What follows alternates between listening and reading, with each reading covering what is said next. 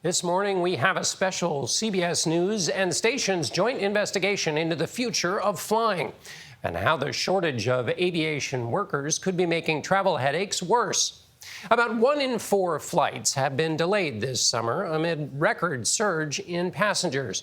Part of the reason, those record crowds are packed into about 10% fewer flights. And it's estimated airlines need about 17,000 more workers. Senior transportation correspondent Kris Van Cleave teamed up with CBS Stations national investigative correspondent Stephen Stock to see what's being done to ramp up hiring. Kyle Cruz is among 10,000 new hires at United Airlines so far this year, working on the ramp at Denver's airport. I like the freedom with it. It's very easy to make your own schedules here. A journey that started at this job fair in January, nearly 7,000 miles away in the U.S. territory of Guam. More than 3,000 people showed up to apply for openings, half a world away in Colorado. Guam's very bad right now on the economy. There's not that much jobs open.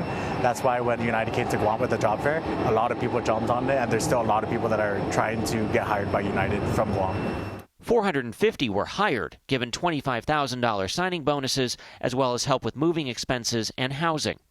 I wasn't expecting that turnout. Magda Marias leads hiring at United. We are really focusing on Denver ramp to hire ramp employees, also technicians, our aircraft mechanics.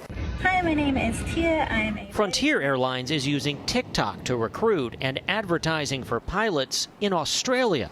So far, they've hired 22 from down under as the growing pilot shortage is forecast to hit 24,000 by 2026. It's already prompting service cuts. Since 2020, 74 communities have been dropped by a major airline.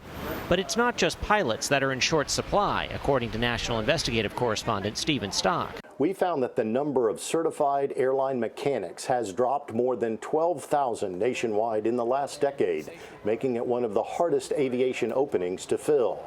But there are programs that are recruiting and training a new generation of airline employees. This shortage is real. It's impacting everyone who engages in air travel, and it's an issue we have to address. Joel English runs schools to train airline mechanics nationwide. I was a stay-at-home mom before I came into school. Helping solve the workforce problem, students like Nancy Tovar, a mother of 2.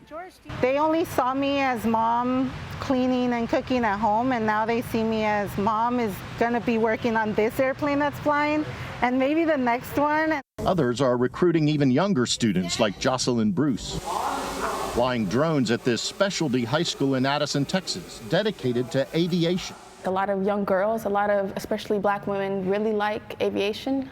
They've just never been told that it's something that they can do, so they don't pursue it. But becoming a commercial pilot takes years and costs more than $100,000.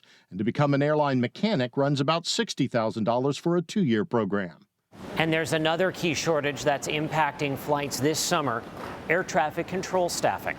Around New York City, air traffic control staffing is hovering around 50%, forcing airlines to cut 114 daily flights ahead of the busy summer travel season. Well, air traffic control is doing its job, which is something we asked Transportation Secretary Pete Buttigieg about ahead of Memorial Day weekend. The airlines can staff up over the course of a year and can hire pilots and can hire flight attendants. It's different for air traffic controllers. You can't move that fast. We have and we did. But there's still shortages. Well, look, we're always growing the workforce, and COVID blew a hole in our training pipeline, but we've been able to add a lot of controllers, 1,500 coming online.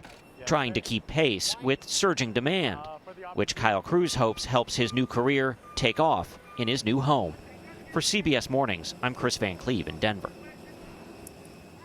And you can see more of Stephen Stock's reporting tonight on your local CBS station, including the routes where airlines are cutting back flights.